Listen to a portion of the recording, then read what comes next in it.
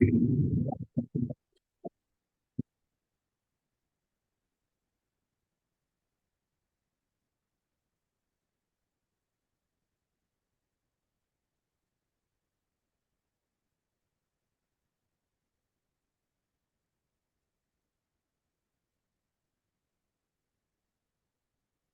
afternoon, everyone, and welcome to the Department of Economics Post-Budget Forum.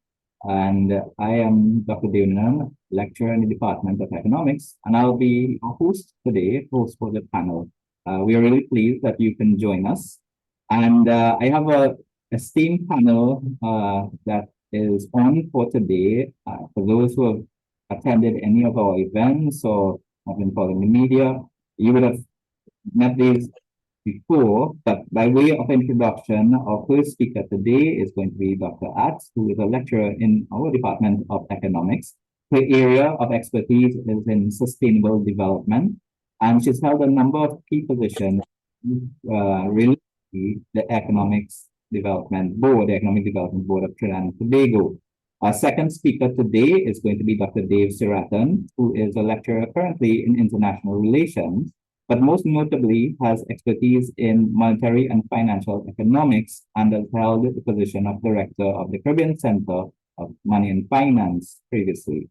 Our third speaker today is Dr. Conrad, who is a senior lecturer in the Department of Economics and whose area of expertise is in urban economics, and has previously held positions such as the deputy dean in the Faculty of Social Sciences. And our last, but by no means least, speaker is Professor Roger Hosein, Department of Economics, Director of the Trade and Economic Development Unit, and whose expertise is in trade and economic development. So we welcome our speakers. We are pleased to be here with you all. We are going to allow our speakers to present first, and then we will follow with questions and answers. And we're really looking forward to the questions that you all may have. So without further ado, let me ask Dr. Attzs to present. Dr. Attzs. Hi, good evening, everyone, and thank you, Dr. Deonanan, for the introduction. Always a pleasure to participate in my department's post-budget forum. Welcome to all of the participants who are with us this afternoon. Thank you for your support of the department. So I'm going to begin my presentation. Essentially, setting the stage, the conversation I want to have today is entitled Reset, looking at Trinidad and Tobago's inflection point. And the inflection point means that, it's a turning point, a significant change in a position, because I want to take off from the Minister of Finance's presentation where he spoke about, building capacity for diversification and economic transformation. All of those are terms essentially couched in his presentation for Budget 2024. Briefly, what I will speak about today is the current state of play, what is happening in Trinidad and Tobago with some key areas. Not going to cover everything because I know my colleagues on the panel will essentially touch on some of the key areas that they too are interested in. So I'm going to look at the current state of play, transfers and subsidies, foreign exchange, something that we've had a lot of conversation about within recent times, the SME sector, the small, medium and enterprises sector, agriculture, and youth involvement in crime. And I'm saying agriculture and youth because a lot was said about youth involvement in agriculture. The Ministry of Youth Development and National Service really has been partnering, and I want to congratulate the ministry and our colleagues in the Faculty of Food and Agriculture for some of the partnerships that we've seen manifested in the public space in terms of UWI, Faculty of Food and Agriculture, collaborating with the ministry in terms of the youth programs in agriculture. Then I want to segue into Budget 2024, looking a little bit about some of the key elements that were identified for building capacity for diversification and growth, and raise the question on whether or not the budget, to my mind, is, facilitates this in terms of it being fit for purpose and what opportunities there might be for us moving forward, and then close off with what I call the resetting, some policy imperatives for us moving forward. So the first thing I want to do is put up this schematic, which I think captures some of the current dynamics in Trinidad and Tobago. We have a situation of significant transfers and subsidies. We have declining energy revenues from the energy sector. Production is down in oil. Production has flattened out in gas, and that is impacting on the revenue streams. The Minister of Finance in his mid-year review, and again in his budget presentation on Monday, spoke about the shortfall in revenues. And then, of course, we have in the global space all of those conversations around reducing the carbon footprint. And what does that mean for a country like Trinidad and Tobago that is so heavily dependent? So all of these are issues impacting on us. In terms of the transfers and subsidies in fiscal 2021, almost 54% of total expenditure was on transfers and subsidies. And that trajectory has more or less continued, even though the government has tried to reduce some of the subsidies. And we remember, of course, the rolling back of the fuel subsidy as one major example of the government rolling back on a subsidy that has impacted on livelihoods in Trinidad and Tobago. We have foreign exchange challenges because we're so heavily dependent on the energy sector, and that is the primary source of our foreign exchange earnings. We have foreign exchange challenges.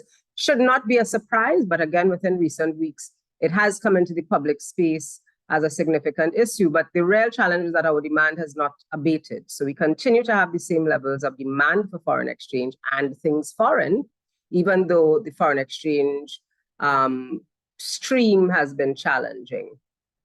And then, of course, we have social challenges, youth unemployment, youth involvement in crime, etc., COVID-19 exacerbating some of the inequalities in terms of the education, and that becoming very apparent to the rest of the country. Just segueing a little bit into budget 2024, as I mentioned, lower foreign exchange. The government has signaled that our food imports annually have been escalating. They were about 5 billion in 2019 to 2021, and of course, jumping significantly in 2022, $7.3 billion in food imports. There's a 2018 IDB study that suggests that Trinidad and Tobago imports 85% of our food supply. And the question that I want to pose from the outset, and I think it's part of the reset that needs to happen for us in Trinidad and Tobago, with lower foreign exchange, how do we sustain this high level of importation of food? It's almost as the old adage that we continue to have champagne tastes, even though now what we really have is Moby money or lime juice money, as the case might be. So there needs to be some kind of resetting and some adjustment in terms of how we navigate moving forward. Budget 2024 also spoke about the unemployment rate declining to 3.7% over the period April to June 2023, from 4.9% in January to March of 2023. And the minister noted in the budget presentation that this is one of the lowest unemployment rates that we've ever seen in Trinidad and Tobago. And, I use these presentations because we are an academic department as a learning moment, a coaching moment, because I think some of our students hopefully are tuned into this budget presentation. And the unemployment rate, just to clarify, is really those persons who are actively looking for jobs who can't find jobs. So when we look at an unemployment rate that has declined to 3.7%, some of the questions that come to my mind are, where are these additional persons employed? Because the statement in the budget went on to talk about new members joining the labor force, et cetera, et cetera. So some of the questions that came to my mind are, what are the sectors in which these persons are employed? Because again, the primary sector in Trinidad and Tobago is the energy sector. We know that has been in decline in terms of operations, in terms of employment. We know that we've had some activity in the non-energy sector, but it has not been, to my mind, and the data doesn't suggest that it has been significant enough to allow for this significant decline. So my question is, where are these other persons employed? But whether or not there is, in fact, some sense of underemployment, so that persons are in fact working in jobs for which they are overqualified, which is what we call the underemployment challenge. And then what about the migration? If you're no longer part of the labor force, if it is that you've migrated and you've gone elsewhere, you've gone abroad, you will no longer be part of the labor force, and you therefore not be looking for a job, and you will therefore not be considered unemployed. So I think these are additional conversations that can shed some light in terms of that lower unemployment rate that was cited in Budget 2024. And I'm putting those out there as questions, as questions for us.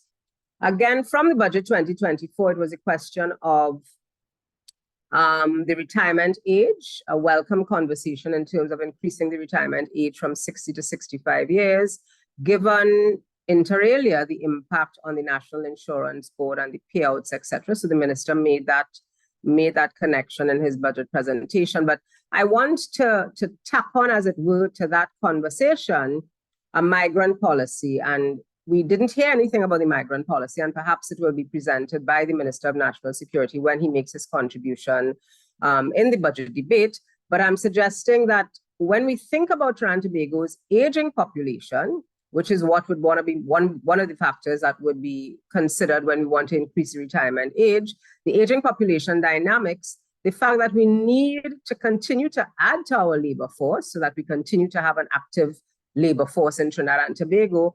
And we have a not insignificant migrant population. So I'm suggesting that we need a holistic conversation around the migration policy. We've had a conversation around migrant children and the education of migrant children, but I think we need to have a holistic policy, whether or not we are in fact going to allow migrant population to be part and parcel of the labor force, and therefore how that is going to impact on the labor market dynamics.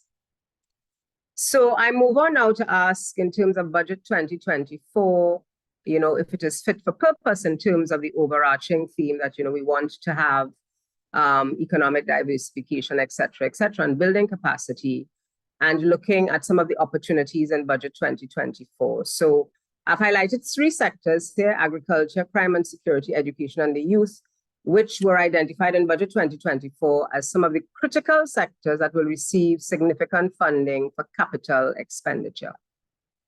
The agriculture sector, as I mentioned, is wanting for attention. It contributes less than 2% of GDP over the last 5 years, but significantly for the last 55 years or so, the agriculture sector has not been a significant contributor to GDP, except around the 1970s, when I saw a data point that suggests that the agriculture sector contributed around 7% of GDP. Of course, there is also the conversation again around the high import bill. The Minister of Finance indicated that food security is high on the agenda, and there is going to be concerted efforts to change the dynamics of the agriculture sector. And I put on the table, 1, CARICOM's commitment to reduce the regional food import bill by 25% by 2025, and where Trinidad and Tobago's agriculture sector really needs to take off aggressively if we are in fact to meet that commitment. But also Trinidad and Tobago's commitment to the SDGs that talks about our food security, goal number 2, talking about food security to ensure that our population has access to safe and reliable supplies of food. And of course, as I mentioned, the UWI Faculty of Food and Agriculture being mentioned in Budget 2024 for its partnership with the Ministry of Youth Development and National Service. Again, coming back to the issue of the budget, specifically a lot of mention in terms of youth programs, a lot of youth programs being rolled out through the ministry, MyLAT, MyPart, etc., and some of the other programs, the apprenticeship programs, the youth and agriculture programs. But I think if we are also addressing the issue of crime and security in Trinidad and Tobago, we also have to look at the participation of our youth in criminal activity. And I will present a slide on that in a little while. Budget 2024 is replete of incentives for the SME sector. But I want to suggest that while those incentives are important, I think we need to understand that not all SMEs are created equally, and there is heterogeneity among the SMEs, so that we have some big SMEs that employ more than 100 persons, more than 1,000 persons, and then we have some very small micro entrepreneurs who might be one company of 1 or 2 persons involved in that particular enterprise, and they therefore need different kinds of support. And while there are a range of incentives available to SME, I think we need to revisit those those incentives and tweak them to make them fit for purpose. These SMEs are in fact potential engines of growth. They can in fact contribute to the earning of foreign exchange, not replace the energy sector, but certainly contribute to the earning of foreign exchange in Trinidad and Tobago. And they also can be catalysts for socioeconomic transformation. But there needs to be a clear, targeted industrial policy supporting these SMEs and understanding the nuances of different kinds of SMEs. But there also needs to be an enabling environment in terms of finance. Recently, I think it was yesterday or the day before, there was a conversation carried in the print media about the Minister of Finance's statistic about the number of businesses that did not have a business account, and then entrepreneurs responding saying that they didn't have an account because banks made it extremely difficult for them to open accounts. And then the last point on the slide here, talking about the role of what I call NM, the nano, the micro, and then the small and medium enterprises, because we simply assume that all SMEs are equal, and some SMEs really are just a company of one or company of two or company of four, and they require different kind of attention and support than the larger companies that have 1,000 employees or have 500 employees, as the case might be. Just some data coming out of the CSO's Business Service Establishment Register from 2018, showing that based on the CSO data, and some of these data would have been adjusted because this is pre-COVID. Some of these companies may not have survived post-COVID, but this is indicative data. More than 7,000 registered on the CSO, SMEs registered on the CSO, have between 0 and 1 person, 7,551. Between 2 and 4 employees, 3,997. Between 5 and 9 employees, 2,224. And then you have 20 SMEs that have 1,000 and over employees. The range of support required will vary. So if we are to breathe life into the SMEs and position them to be successful contributors to economic growth in Trinidad and Tobago, we need to recognize the nuances among the SMEs and provide support and tweak the support as required. These data I found concerning when I first got them from the crime analytics unit in the TTPS, looking at youth between the ages of 15 and 29, arrested and charged for serious crimes between 2018 and 2022. You can read off of the bar graph some pretty impressive numbers, and not in a good way in terms of youth involved in crime, youth involved in robberies, breaking offenses, murders, etc., etc. And this was up to 2022. You also have youth who are victims of seriously reported crimes. Again, the numbers are impressive and not in a good way. And I'm saying that there needs to be some conversation around how we look at youth involvement in crime and how do we ensure that resources are made available and that the institutional framework that we have for dealing with crime in Trinidad and Tobago, crime and security in Trinidad and Tobago, is appropriate, is fit for purpose in terms of trying to address the kinds of persons who are involved in criminal activity. I think this might be my penultimate slide. I'm saying that if, based on the title of Budget 2024, Building Capacity for Diversification and Growth, if we are to indeed achieve that objective of building capacity and diversification and economic growth, we perhaps need to tweak or in some case do things differently. This is where the reset comes in. It is clear that our continued heavy dependence on the energy sector is unsustainable. There's some additional sectors mentioned again in Budget 2024, but there must be a commitment and the political will to shift our pendulum, even as we recognize that the revenues from the energy sector, what is going to help us finance that economic diversification that we require to make Trinidad and Tobago sustainable in terms of our economic growth trajectory. I'm suggesting that there be an industrial policy aligned to structural adjustment and economic diversification. When I say structural adjustment, it is not a structural adjustment program a la IMF. And I always want to say that because I think when you mention structural adjustment, people get a little uncomfortable. It is simply putting in place a set of government actions and strategies to promote and influence the development of strategic industries. And I'm saying, yes, we do have incentives. Yes, we recognize that there are some incentives, but we also need to admit and to acknowledge that there are challenges. Our ease of doing business suggests that there are challenges and there is some unclogging of some bureaucratic arteries required to allow other sectors to flourish and to grow. And then, of course, the final point, which is related to the third point, is the role of the private sector, including the nano, micro, and small and medium enterprises in supporting national economic growth and development.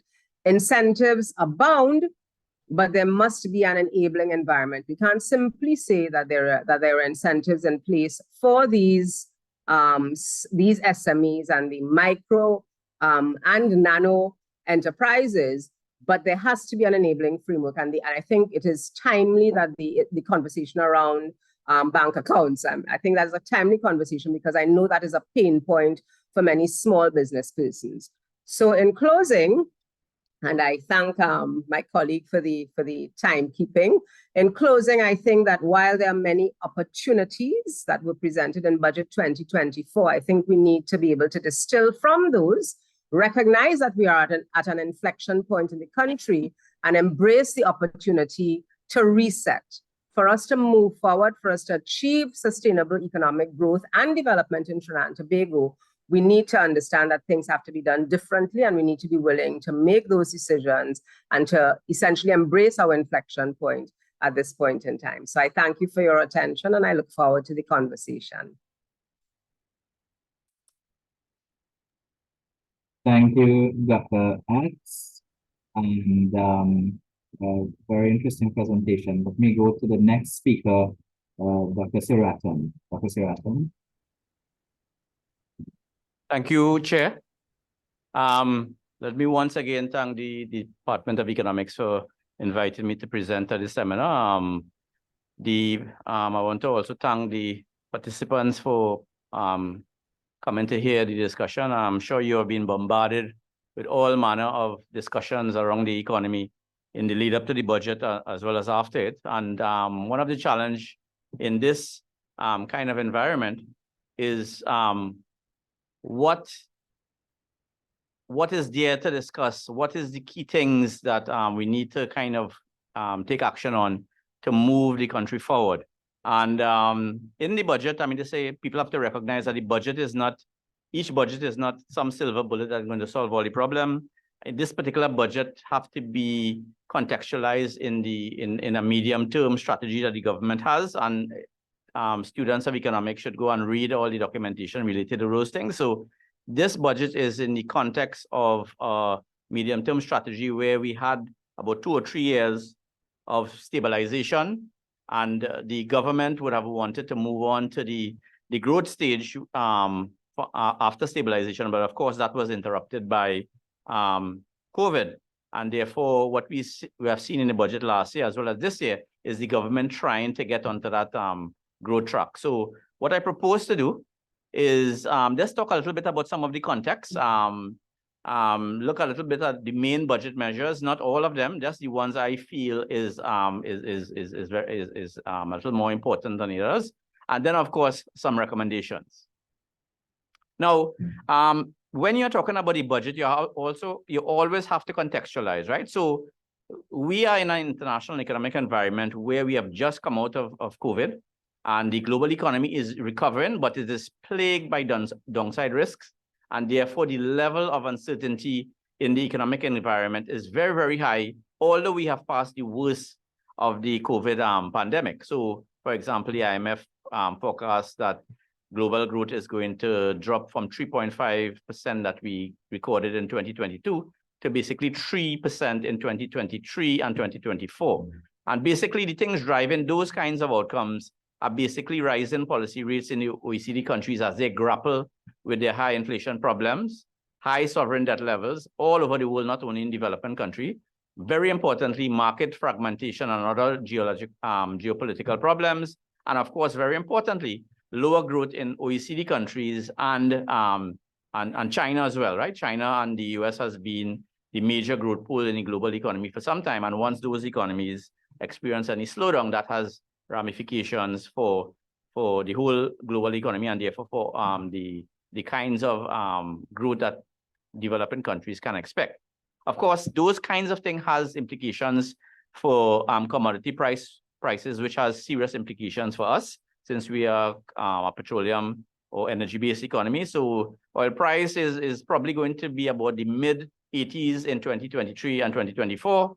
Natural gas prices is expected to soften a little bit from the level in 2023. And of course, all these things hinge on what OPEC Plus does in terms of their production targets and so on. So the point I'm trying to make is there's a lot of uncertainty about the kind of environment we are going to be operating in, not only in 2023, but 2024 and further afield. And therefore, the economic strategy has to take those kinds of risks into account when laying out the policy prescription and the policy mix that Trinidad and Tobago will be working with in 2024.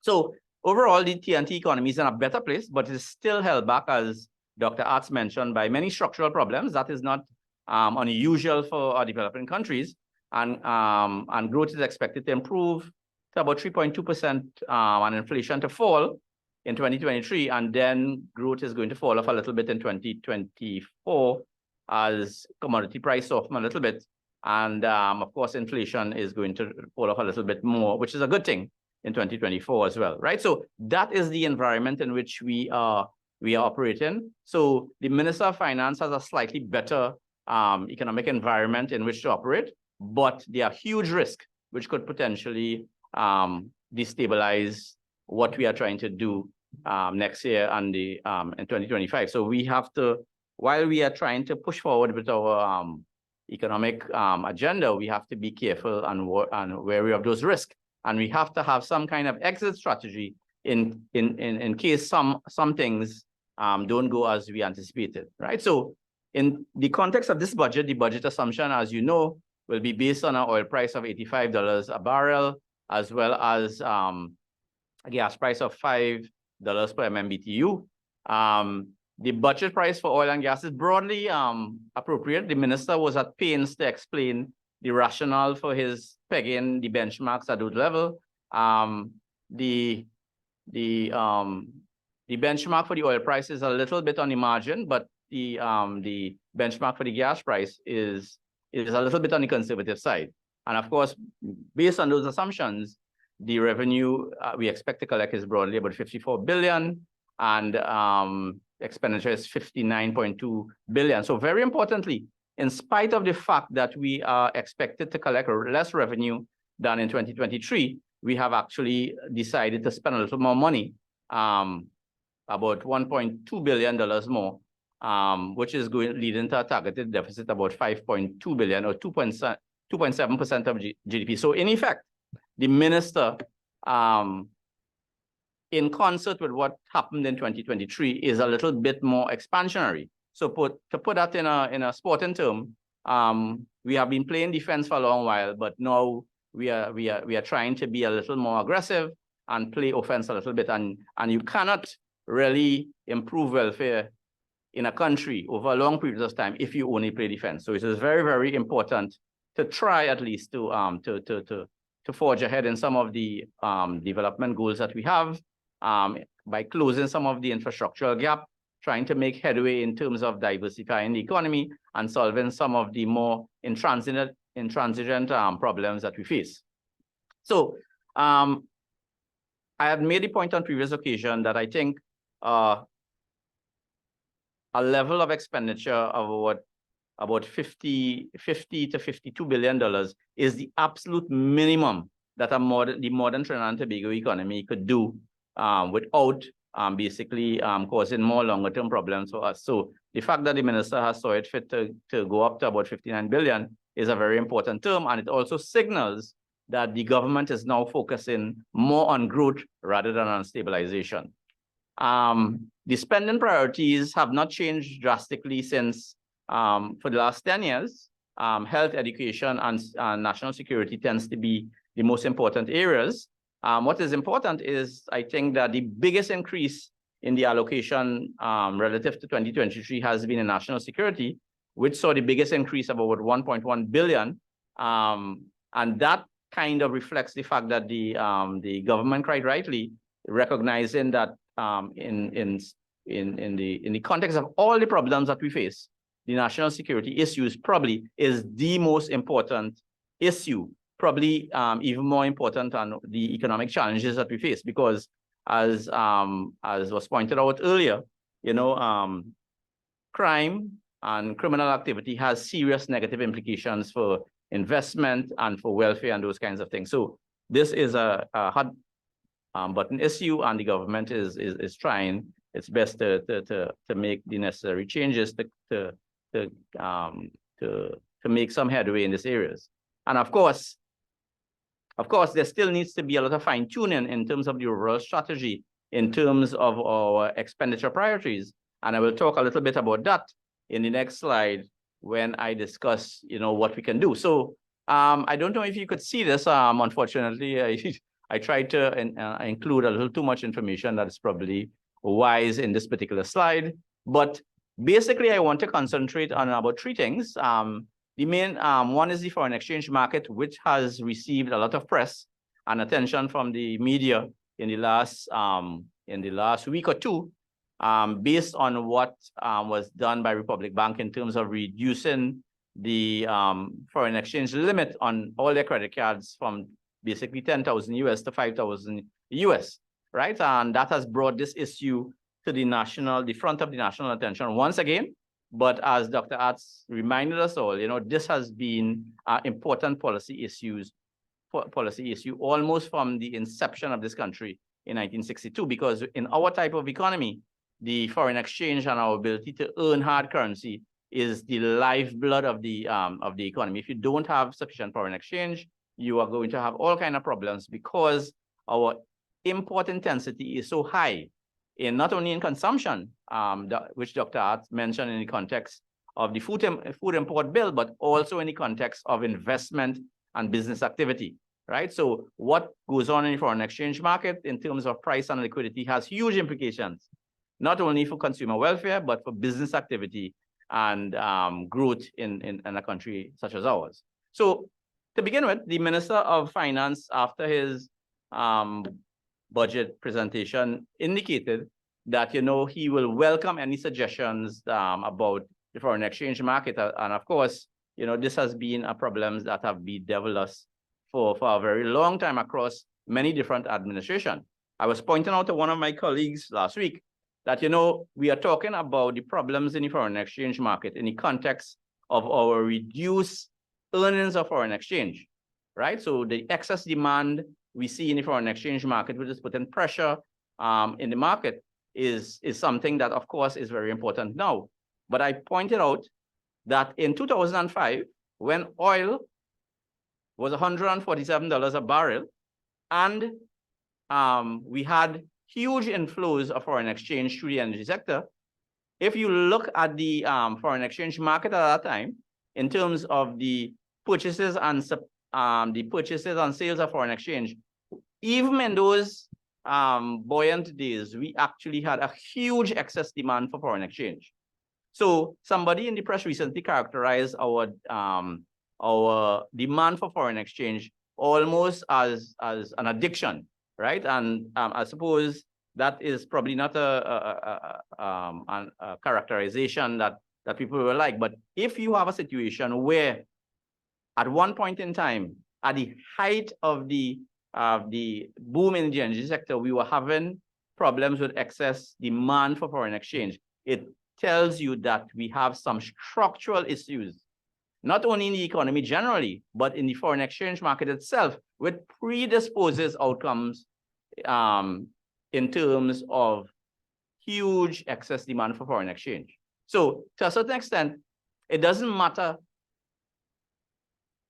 how strong our foreign exchange inflows are. If we don't deal with those kind of structural issues in the economy and in the foreign exchange market, we are going to continue to experience these problems with foreign exchange shortages, pressure in terms of excess demand in our foreign exchange market, even if tomorrow, and for 2024, oil prices went back up to $147 a barrel. That will be a very good thing. I'm sure the Minister of Finance will be very happy, but we will still have many challenges in the foreign exchange market, because over a long period of time, irrespective of the fortunes in terms of foreign exchange earnings, we have seen this problem with serious foreign exchange excess demand. So in that context, I have some suggestions which have floated before in some of these discussions. So for the first thing,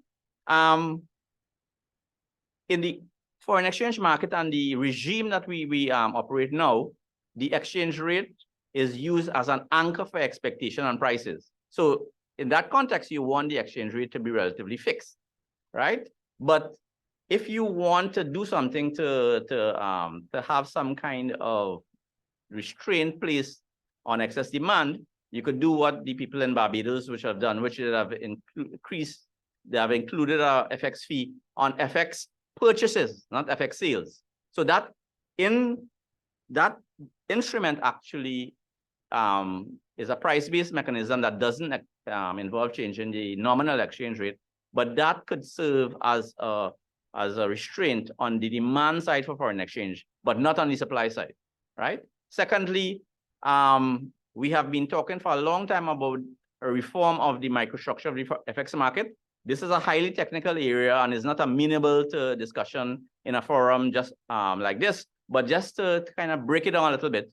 The foreign exchange market is predicated on certain protocols and a relationship between authorized dealers, who are in large part commercial banks, and the central bank, right? And the way it works is that the inflows of foreign exchange that comes through the energy sector primarily and into the central banks is basically allocated around this, and the commercial banks who are the major dealers in the system, based on their client base, how many people among the customers, whether they be retail customers or corporates, how much of a foreign exchange demand that flows from those things, right?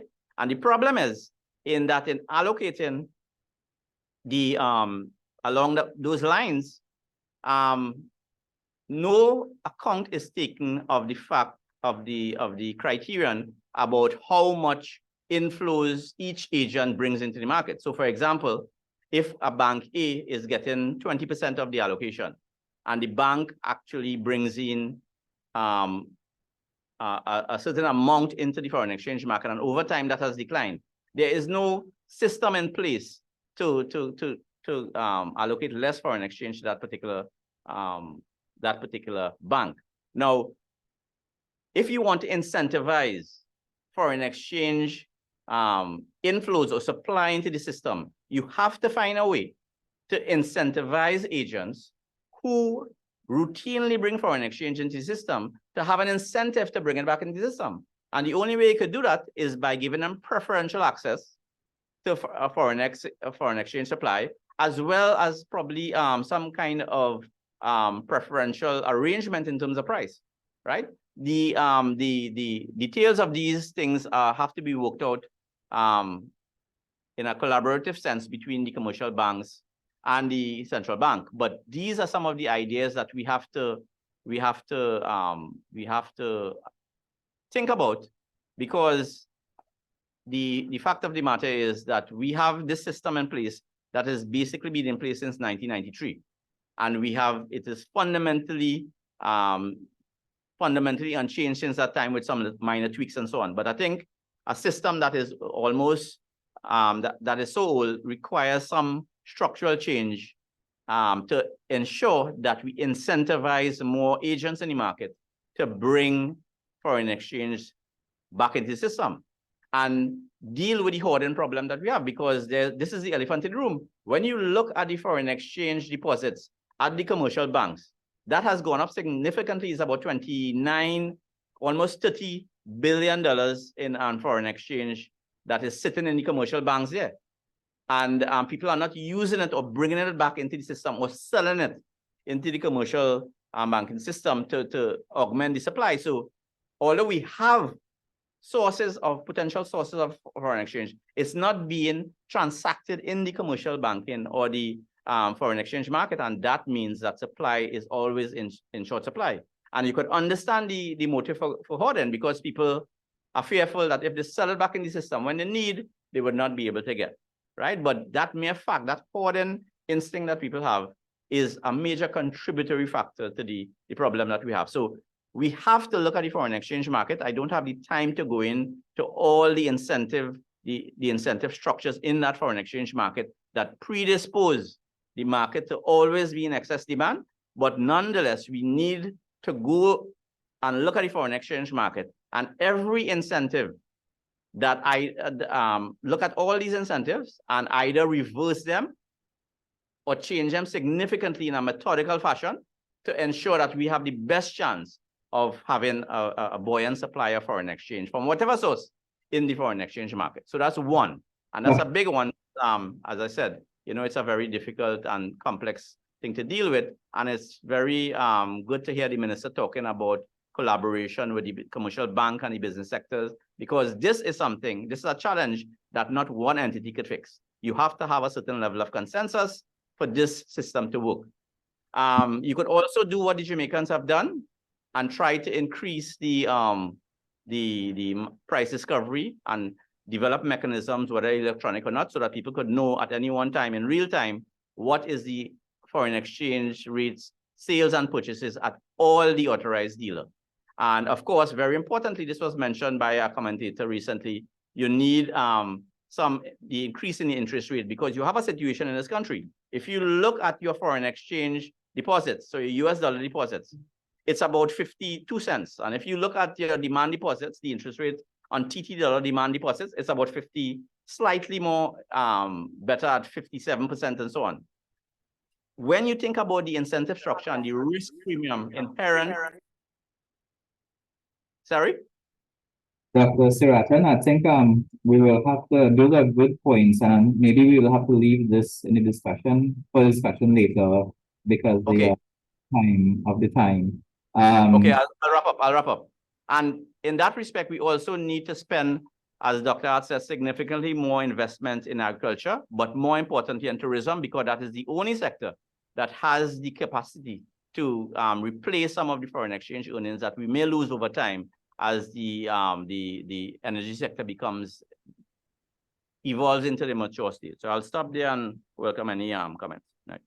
Thank you, Dr. Seerattan, and I mean, we appreciate these points that he's making.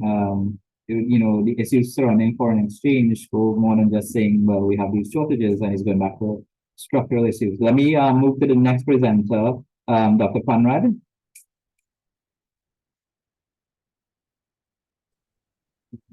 Hi, good afternoon. Thank you, Dr. Deonanan. Good afternoon to all of the participants, the persons that we have in the room with us, and all the panelists. Thank you all again. Thank you to the Department of Economics for hosting the forum and inviting me to say a few words at this forum. Share screen.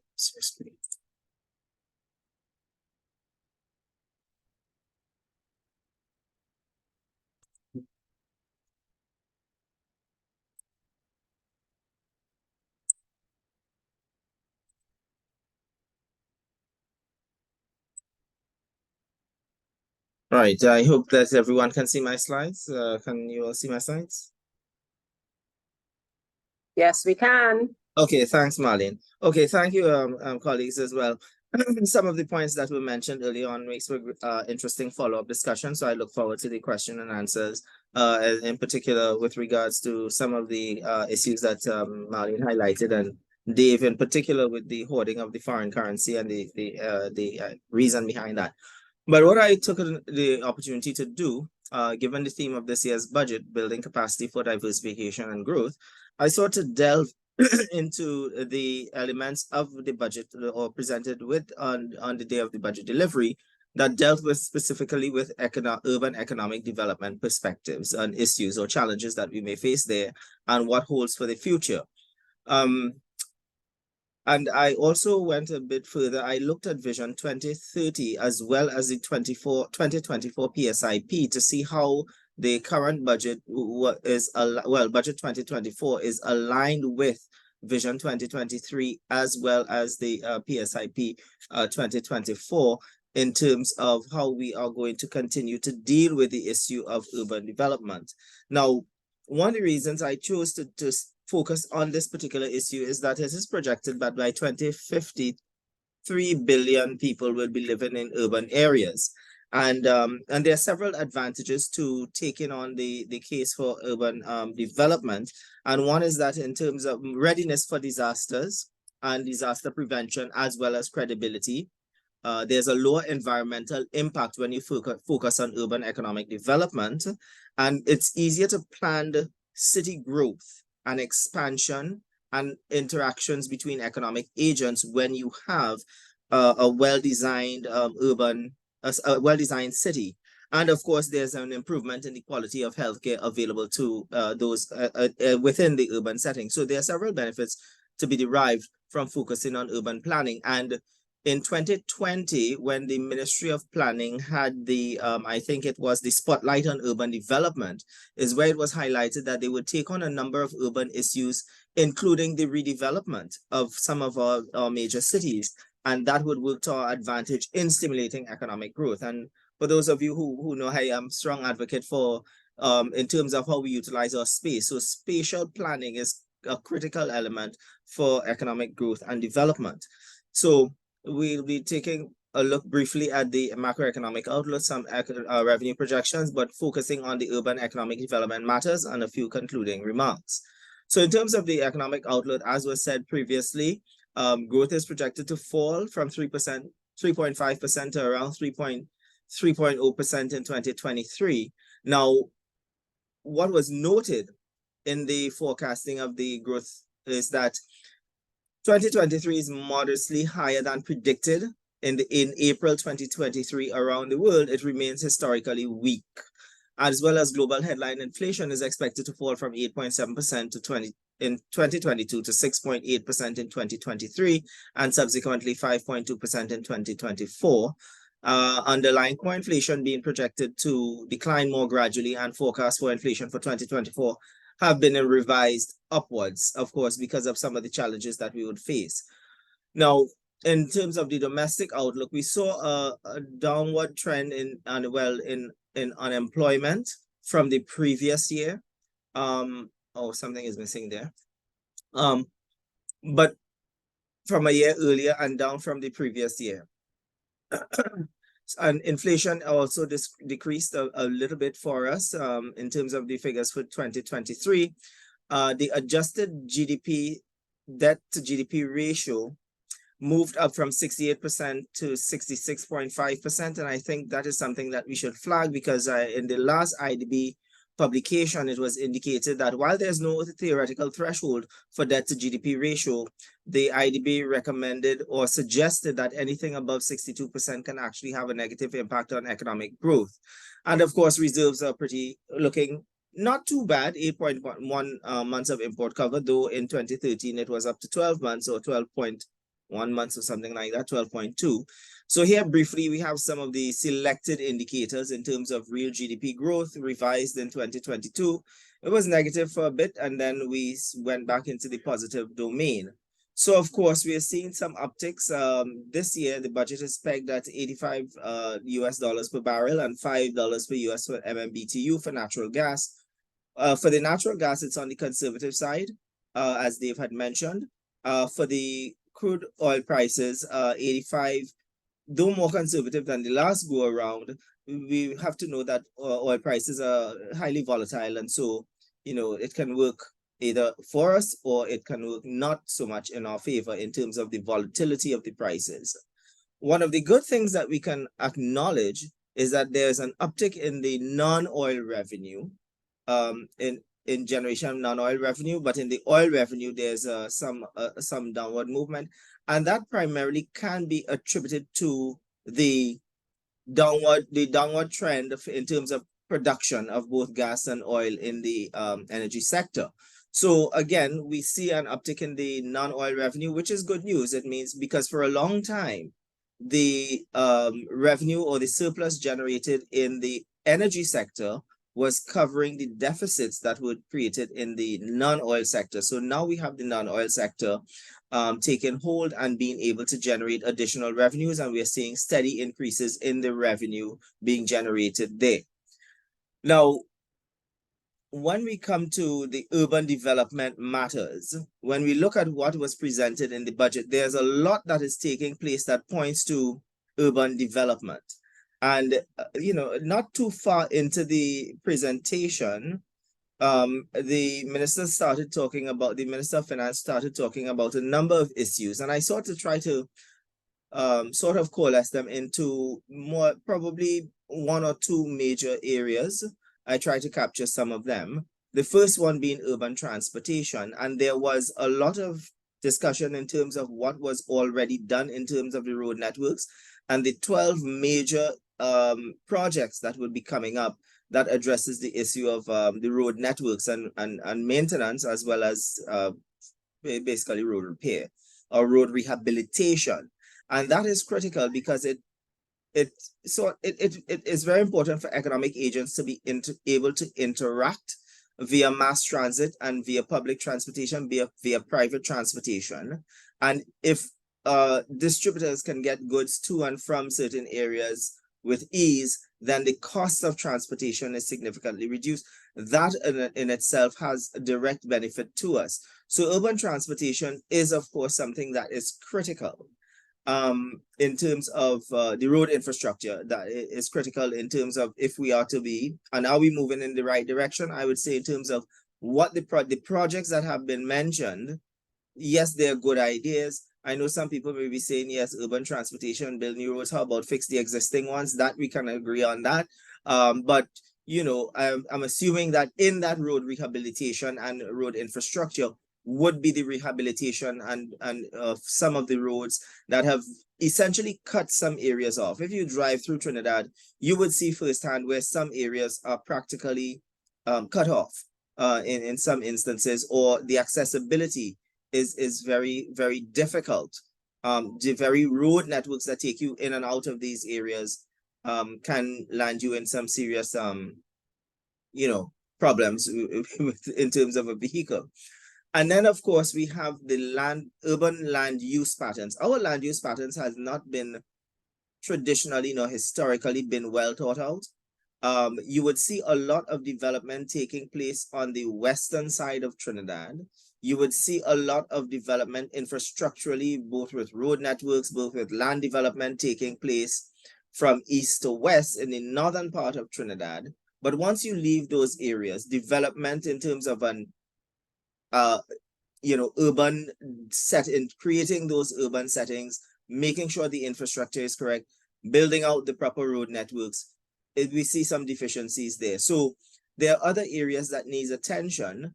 And of course, decentralization of some of the government services that are offered, because far too often, sometimes people have to leave some of the other areas and move towards the more urban areas to be able to conduct business. Now, one thing that is missing in terms of defining how we use our land is what is considered urban versus rural. And that is a challenge, because I remember reading a World Bank report that indicated that in excess of 90% of Trinidad is considered rural. But we have to be careful because we have not really defined that population density in terms of what is considered urban and what is considered rural. In the budget, there was a lot of discussion also about city redevelopment. In particular, the taking back a step back to 2020 with the spotlight on urban development. The focus was on Port of Spain, to redevelop Port of Spain. The focus now is with San Fernando. And then there's also some focus on the Aripita Avenue area working on. I know there are also plans in train, and as was mentioned in the budget, for East Side Port of Spain in terms of redevelopment of Port of Spain. So that is in train. It would be nice to see some of these things materialize because it would mean that we're moving in the right direction in terms of a global trend in urban planning and development to facilitate the economic growth and diversification that we so critically need at this juncture. Let me talk about housing and poverty. A lot of talk about how many units that we have out that have to be completed, in excess of 1,300 new units to be constructed, and as well as to make housing affordable to those individuals who so desire to own their home. The unfortunate part with housing and as with human capital development, wherein we take into consideration education, these areas are heavily subsidized by the government. And we all know that with subsidies comes price distortions. And by way of providing housing at the public level has significantly distorted prices, which makes housing unaffordable for middle income earners in many respects. And we need to be careful about how those subsidies are sort of allocated and distributed across the citizenry. In addition to which, we have to note that a house, while it is noble to want to provide housing for individuals, a house is a private good and it's a composite good. So we have to be careful in terms of what should be considered public housing. And I think if we were to focus more, if the government were to focus more on rental units, because there would be more people who would be readily satisfied and would be able to change their standard of living and their quality of life by being able to access rental units rather than having to purchase a housing unit. In terms of housing and poverty, we also have a number of squatter settlements. I know that in the past, the government has been doing a lot in terms of the squatter regularization, but unfortunately, some of these squatter settlements are on protected lands, and rather than evict these individuals from the protected lands, they continue to allow them to live there and provide them with the certificate of comfort and to regularize some of those settlements. And based on the data coming out of the Land and Settlement Agency, they are protected lands, and that can have significant negative environmental impacts because Trinidad and Tobago can boast of one of the richest ecosystems in terms of birds and flora and fauna, and comparable to that of South America in terms of proximity even. So we ought to be careful in terms of how the land is being used and at what cost, the opportunity cost of utilizing the land for housing, and is it really the real way to go about addressing poverty reduction? Mention was made of increasing the minimum wage. That can be a whole other forum, but suffice it to say that increasing the minimum wage, it has its benefits and it has some minor setbacks as well. Was it really a bold attempt to get individuals out of poverty? I think what we could probably consider is less of a minimum wage and more of a living wage, which would make more sense, because increasing the minimum wage by 17% put those individuals, provided that those individuals, assuming that those individuals are working 40 hours a week and so on, still not past even $40,000 for the year, somewhere in the vicinity of $38,000. And we know that labor is a variable cost, and that can have a significant negative impact on individuals who are currently working, because a profit maximizer, being a business owner, would simply reduce that variable cost of labor. Not necessarily pass it on to consumers, but again, being a profit maximizer, you have control over your operating cost. And if your operating cost goes up, you can also adjust your variable cost downwards in order to compensate for that. Human capital development, we continue to move in the right direction. When we look at the budget allocations signal to us the importance that the planners are placing on specific issues. Yes, of course, education gets the largest chunk. The one thing we don't hear much of is, and that's not the place for it in the budget, but while education has the largest chunk, I think it is important for us to now focus on the infrastructure and the incorporation of technology. Yes, giving out 2,400 laptops, but we also need to take into consideration those individuals who are in need and can get a laptop, or those individuals who have access to the laptop or given laptops.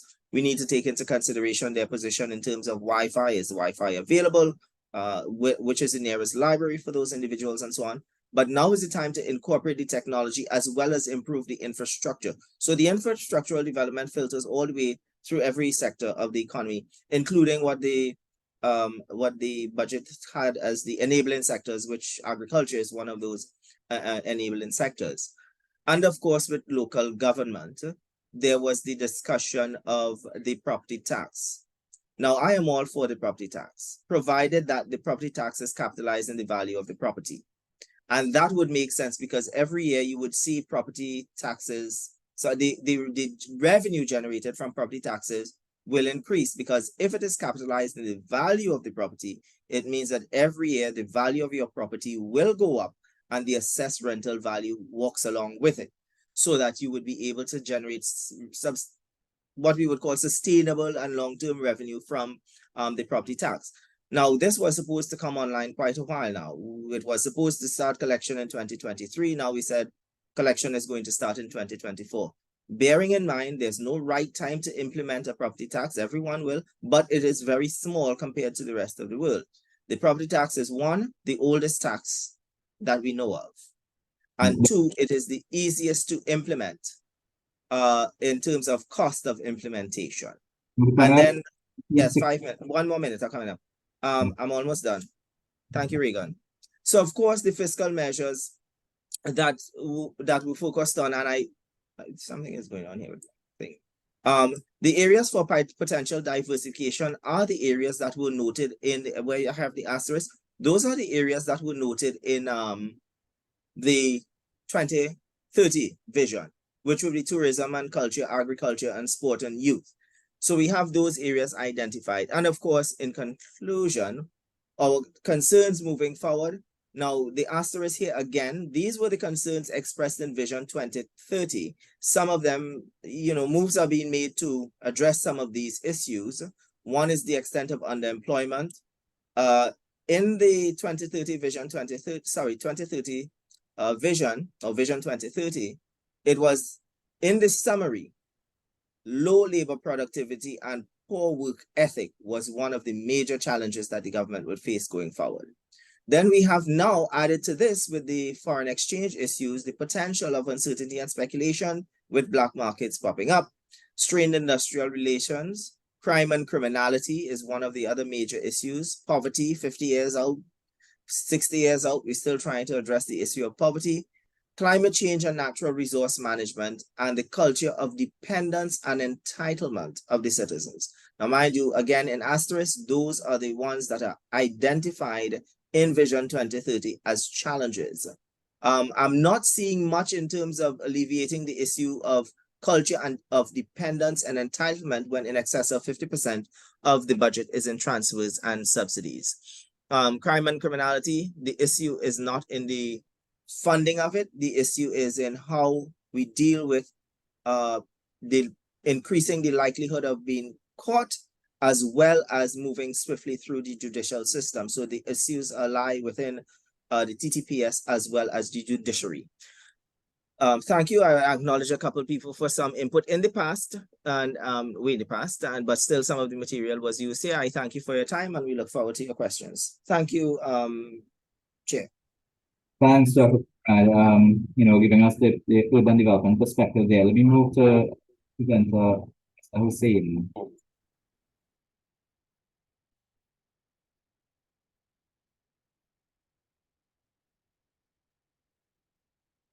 Are you hearing me? Yes, we're hearing you. Good afternoon, everyone. So I won't be long, Regan. I think Dave and Marlene and Daren, they did excellent presentations. Let me see if I could quickly run through a few slides.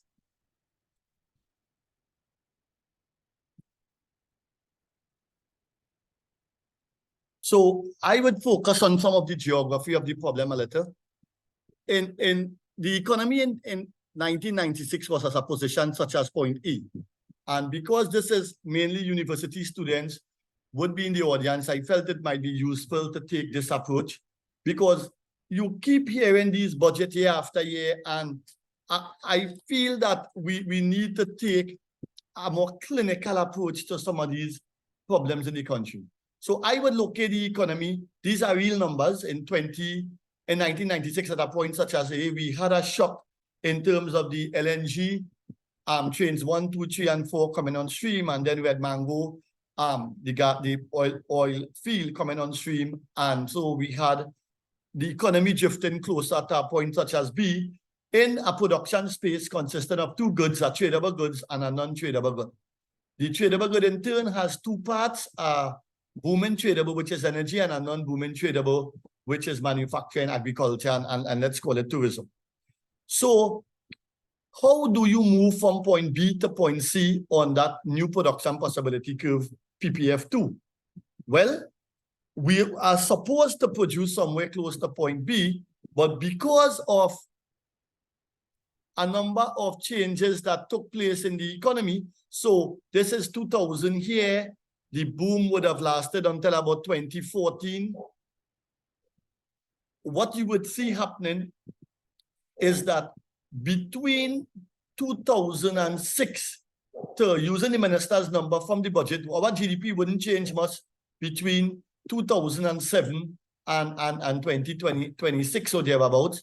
Although we produced about 4.5 billion barrels of oil and gas equivalent. So let me say that differently for the benefit of the students. 4.5 billion barrels of oil and gas,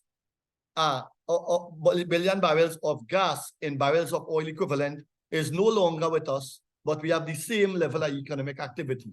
And that's the challenge of what we are trying to manage in the Trinidad and Tobago economy. In other words, your mango tree in the back of your yard produce 4 billion mangoes, and yet still whatever hunger level you had in 2006, you still have it in 2026. So your mother and father would become very angry. They will want to know, well, where has the mango gone? And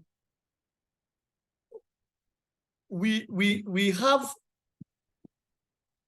how did we move from B to C? Well, if you look at a diagram like this, and Marlene did mention in part, and Daren certainly did mention, we have an increase in transfers and subsidies as a proportion of GDP from about 8.3% in 2001 to about 17.8% at around 2015. So we changed the incentive structure in the economy, we changed government spending, and it led to a change in the allocation of resources. In other words, and I've said this many times, transfers and subsidies led to a backward bending labor supply curve. I think it was Daren who mentioned the impact on worker ethic, and more important than the worker ethic is the worker productivity and also the compromise of the labor force participation rate. Now, so coming back to this graph, that's how we move from B to C. How did we move from C to D? Well, two things. We introduced GATE, and that changed the factor endowment bundling in the economy. And we also, with the increase in transfers and subsidies, there was a contraction in the labor force participation rate from 63.4% at around 2003 down to about 56% today, as compared to, say, in the Bahamas, where it is about 70%, or in the wider Caribbean, where it is about 67%. So we moved from C to D, and now we are currently at F. And these are real numbers. These are live numbers. At the point F, we are in 2023. These numbers are from the review of the economy, which provides data from 2012 to 2023. And I used the data from the Handbook of Key Economic and Financial Indicators, Constant Prices, and I spliced it back to 1996. At point F, where we are now, if you notice, there hasn't been any significant change in the production of non-tradables. Groceries and malls and things are still very large part of the economy. So we are at 94.6 billion as in 2012 dollar terms, as compared to 116.8 billion in 2014. But in the tradable sector, you saw a significant fall from 71.9 billion to 55.8 billion in terms of real output. The real challenging question, and this is why, and I think Dave mentioned something like this, the real challenging question is, how do we get from E to F? At the end of the day, if you produce more non-tradable sector goods in relation to tradable sector goods, of course, you are going to have the type of problems that you see today in terms of foreign exchange. And part of the problem in moving from D to E, you would see it is here. It is here the Venezuelans, according to various sources, we have about 120,000 Venezuelans, of which 16,525 are registered. They don't work in the manufacturing sector in any big way. That's the non-booming tradable. You could include agriculture in that sector. They don't work in energy, which is the booming tradable. They significantly work in the other, which is the non-tradable. So if you take a chunk of people and put it into your economy, and they work in mainly the non-tradable sector, which has a high import demand and therefore a high demand for foreign exchange, then you would move from D to E, which is clear on the graph. More than that, these people, if you look at where they used to work before migrating this data from the IOM data tracking matrix, you would see that when they came into Trinidad, their propensity, or they tended to concentrate in the services sector. If you see in commerce, 30.4, as compared to 22.4, construction 18.8 as compared to 6.9.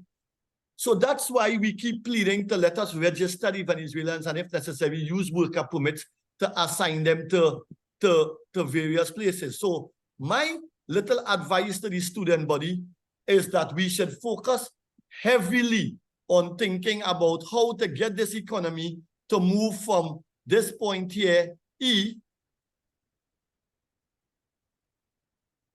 to F. And that's what I would try to spend a few moments in the next few slides. So in the budget, we saw that they spoke a bit about widening infrastructural base. Anything that augments the factors of production in a manner and form that could drift the supply curve rightwards is something that gives you a chance to move from E towards F. So I take the increase in the capital injections that could help to crowd in private sector capital. I'm fine with that. It is absolutely necessary that we register the Venezuelans. It is absolutely necessary. We need to know what is the real labor force in Trinidad and Tobago and what is the distribution of this labor force. Because a significant chunk of the foreign exchange problem lies, apart from the obvious contraction in the tradable sector, it lies in the allocation of labor and hence by extension, the structure of production. So the Venezuelans are helping to create a perverse structure of output and employment, which obviously has serious implications for our stock of reserves. If you go to PriceMart, I'm sure some of you all see these young Trinidadian men all the time with 5 and 6 trolleys and two, how do you put it? Two ladies from South America with them. All right.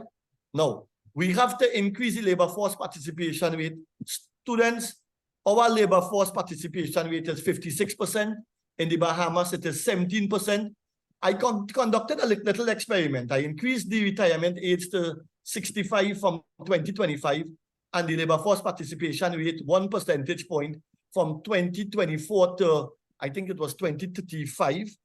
And I used the forecasted population from the Oxford Pyramid structure. And if we do just that modification of the labor force, we will increase the labor force almost 200,000 people in Trinidad. This is a nano state. You can't have about 200,000, let's call 200, 100,000 or 150. You can't have such a large block of your labor force not contributing to NIS, not contributing to the formal system. You have to find ways to go in there and use your available factors of production to help you change your economic output and the standard of living for your people. Of course, you need to reduce murders and home invasions. And if I were the Minister of Planning, I would set in place immediately. I would use this budget as a defining moment. I think it was Marlene who said we are at a point of inflection. We are at a point of inflection. Use this budget as a medium to set in place a 100-day plan that sends shockwave to the criminal world. One of the good things I see, well, I mean, I don't know what is going on with that. These things change so often. But I think I saw the UNCs insisting that Gary Griffith be part of a crime plan when they meet with the government.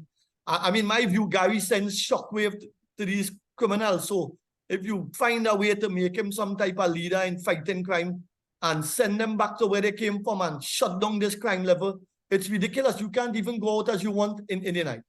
The Exim Bank model of the government and the interventions that they have made have worked wonderfully well. And the budget was clear on that and elaborated on that in many different ways. And I think they have to continue along that line. I'm just going to quickly go through this. I think you need to give the TTMA a grant of 5 million and help them double real exports between now and 2025. They have done an excellent job. In fact, for those of you all who look at this data in great detail, you will know that the Trinidad and Tobago economy now has an increased ratio of non-booming tradable to tradable, or that share has increased over the last 7 years. And it's mainly because of the effort, I think, of the TTMA in trying to boost manufacturing activities. Has been going really well. But as Dave mentioned, you need it wouldn't generate the type of foreign exchange that a booming energy sector would generate. So we have to find ways to boost up manufacturing more and boost up services exports some more, including tourism.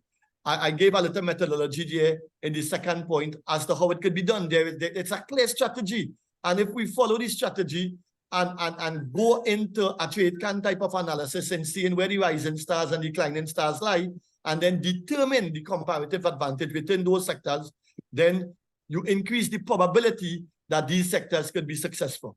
You know, I think the services sector need a lot of attention, and just as the manufacturing sector had a 5-year plan about 4 years ago to double output, real output, I think the services sector need to follow a similar road.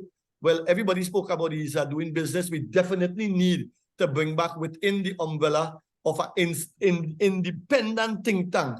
We need to go back to Terence Farrell and ask him to come back if he can lead this EDAB, because we are 17% smaller today in real GDP than we were in 2025. And if you know these numbers, you would see that in 2022, IMF report, you had A, B, C, D for the growth numbers for 2020, 21, 22, and 23. Then in the IMF 2023 report, they were lowered. And then I was really surprised in the budget speech. I saw Dave quoted some numbers, but Dave quoted the IMF numbers, not the budget speech numbers for real economic growth, which was even lower, Dave, than the IMF numbers. So again, the Minister of Finance is seeing something there, and obviously, what is he seeing? This is what the Minister of Finance is seeing. There's an 85% correlation between natural gas production and real GDP. So when you see these numbers tumbling down the hill, and I'm using numbers from the budget speech post-2022, then you know real GDP will be collapsing. So I agree with the numbers that the Minister of Finance provided in the budget speech 2024 that show real GDP growth is even lower than the IMF numbers. This year, I would elaborate on this differently, but these are total loans outstanding by purpose from the commercial banking facility. And what I am simply saying here is that just as this graph enabled a movement from a Rebrzezinski problem student to a Dutch disease problem, this graph here helped, this table here to make it all happen. So we facilitated in a clear, easy to follow, very, very transparent manner, the expansion of the non-tradable sector. So it stands to reason that this is a negative externality in my view, and that the people that help the polluter pay principle, following Ronald Coase type of theorem, the banking sector now has a role to play in helping, based on this data, fix this negative externality.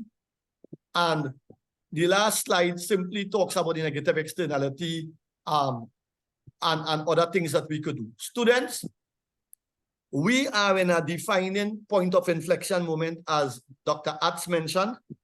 I think unless we take a slow medium-term perspective, as Dave mentioned, and move from E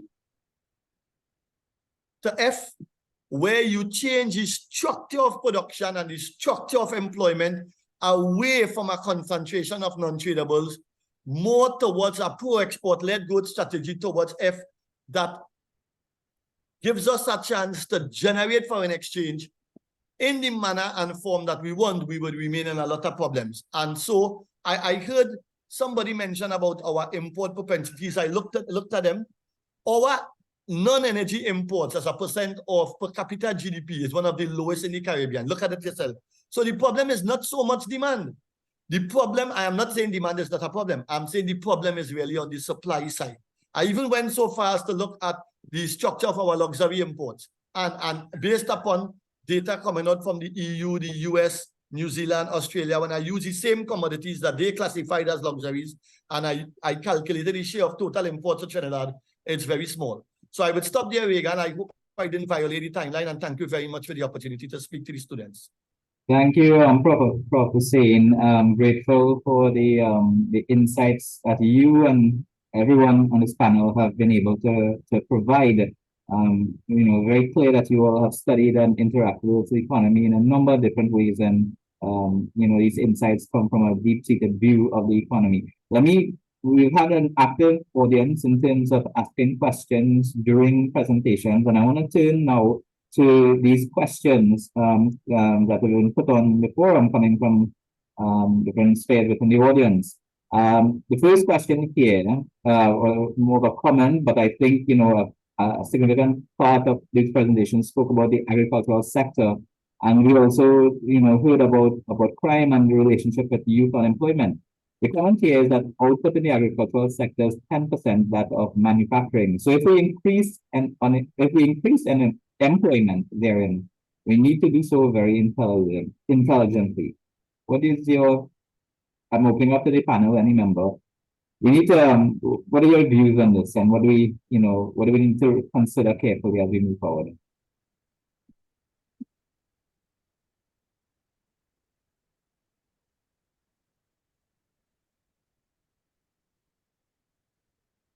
I think Dave spoke about agriculture. He should take that one.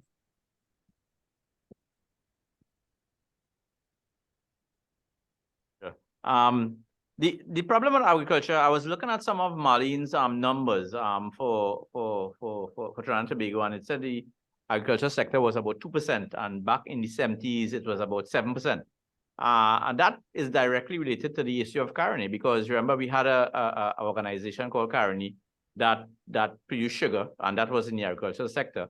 So that's there. But if you look at the agriculture sector share of GDP in many countries, I was looking at the agriculture sector share of GDP in the US, and I was surprised that it was about 1.75%, so even lower than the 2%. The problem is the agricultural sector in the US is so efficient and large, it compared to the rest of the economy, that is sufficient to deal with their food security and so on. The problem in Trinidad is that there are factors that mitigate against the agricultural sector becoming a larger sector than it is. But we can do much better in terms of some of the problems we have, particularly in terms of food security. One of my friends used to say, that the national security is food security. We don't appreciate that because we have not lived through a world war or something like that, right? But during COVID, it became quite clear that given the problems with the supply chain and so on, the agriculture sector was a strategic sector in terms of food security. So we will never be in a position to produce all or even most of our food, but we can do much better in terms of the agriculture sector production, and that has some knock-on effects because the agriculture sector tends to be very, very labor intensive, whereas some of the other sectors that we are looking to improve is very capital intensive. And on that score, building off of Roger's point, everything we do, every strategy we adopt, we always have to be looking at that balance between tradable and non-tradables, because the service sector has blossomed in this country. But when you look at the details, a lot of the service sector that is classified under the under services, they are producing services really for domestic consumption, right? Services really help you out, move up the development thing, when a lot of the services you produce are tradables. And that is why I was emphasizing the whole thing about tourism, because if you look at our balance of payment statistics, actually the trade balance in Trinidad and Tobago is not bad. It's always it is always in surplus because of how much goods we produce in the petroleum sector. But when you look on the services sector, we have a huge deficit almost every year on that score. And if we could find a way through services, which is which is tourism, to realign that kind of negative bias, then we will go a long way to helping ourselves. Yeah, good points there. Let me, we have quite a few questions here. Let me take another question here. And put it to the panel. And Dave, I think this is related to you as well. What proportion of the forex problems is due to hoarding, and what proportion is due to remittances from a large migrant population from Venezuela? Do you have any sense of that, or is that even possible to ascertain? Is widespread, both large and small. So you have hoarding, the guy on the street who goes in, and if he goes to New York, he requests more foreign exchange and he needs them. When he comes back, he doesn't sell it back to the foreign thing. He keeps it either under his bed or more than likely in some US accounts that he have. And given the kind of incentive structure we have in terms of demand and supply for foreign exchange in this country, he is making a rational decision. So in order to incentivize all the agents, not only small guy, but businesses and so on, to bring back more foreign exchange in the system. And by bringing it back, I'm not talking about bringing back the foreign exchange parking it up in some bank account and not selling it back when you need foreign exchange to the system to boost up the supply, right? So you need to go through the incentive structure in the foreign exchange market, line item by line item, and either reverse or dismantle some of the incentives we have created, right? So that one of those things is related to the foreign exchange microstructure that I talked about, which is very technical, so I don't want to go into that here. But a simple thing is the structure of our interest rates. When you look at the interest rate structure in this country relative to interest rates on US dollar dominated security, all the incentives is for people getting into US dollar denominated securities. So in that context, even though we might have a handle on the forex demand in terms of trade related transaction and so on, people are actually making a lot of decisions on the investment side that is going to make our foreign exchange problems intractable. And that is why I say we need to go through the foreign exchange market, figure out which kind of incentives are generating this perverse and structural excess demand and dismantle it in a systematic way. Otherwise, we will have oil and gas prices what they were in the levels in 2005, and we will still have a problem in the foreign exchange market in terms of excess demand. And part of it is related directly to what Roger was talking about, which is changing of the dynamic between the tradables and tradables. So for layman, when we're talking about tradables, we're talking about things like the tourism sector that actually generates foreign exchange by selling services to non-residents. Let me turn to another question quickly in the remaining time that we have. There are a lot of roads that need to be repaired. Government cannot fix all roads due to budget constraints. For those roads that are repaired, some are done poorly. Roads that supposed to last 20, 25 years are now lasting 3 to 8 years. Therefore, would it be better to open up roadworks to foreign companies in a competitive manner so that some local companies would be forced to improve their goods and services? So what are your views to that question from the audience? Anybody, any takers? Regan, I'd go with that if it's okay with my colleagues. One of the main issues with our road networks is that the Ministry of Public Works is only responsible for maintenance and repair of primary road networks, the highways, and not secondary roads. Secondary road maintenance and repairs falls in the ambit of the local government. And that is why one of the benefits that we would have with the property taxes is that some of the revenue that is generated can be allocated to some of the critical repairs necessary. And this was made very clear by the Minister of Works and Transport of the responsibility of the central government in maintenance of road networks versus the secondary road networks. In addition to which, one of the issues in terms of the construction of the road networks is that there's not proper drainage. So sometimes you see a brand new road network going down, but no proper drainage. So all of that water ponds on top of the roadways, and that begins to erode both above and below. Even with water lines being ruptured underground, and that erodes some of that. So that leads to a lot of the collapses, because in some places where we have road networks, the land itself is unstable. So that would lead to the collapse of the road network. I know I've spoken to engineers ad infinitum about some of these challenges. So that would take care of that. And we would be able to generate some revenue to begin to take care of. And of course, the procurement process is now legislation, and companies are free to tender when they see bids for projects being invited. So of course, by all means, I'm certain that there are companies that may be interested, and of course, following and adhering to all of the guidelines within the procurement process.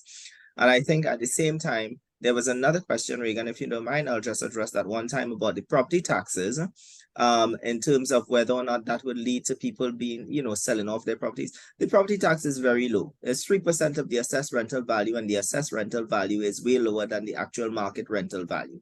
So for a property of about 1.7 million, you'll be paying about $3,000 a year. Again, 3% of the assessed rental value, negligible if the value of the property tax is if the property tax is capitalized in the value of the land, you will see more benefits in terms of the value of your property increasing, which would be able to offset the property tax as well, the rental value of your property increasing if you do have it rented out. So it's a win-win, and it's not a new tax, as I said, and we're probably one of the few countries without a property tax. We're almost out of time, and I mean, these are really comments and questions. Let me take one more question, just because we're at that point now. And the last question to the panel here, in terms of agriculture, the high percentage of food imports, should more initiatives be geared towards improving joint Caribbean food production and in turn, regional integration to help reduce such costs?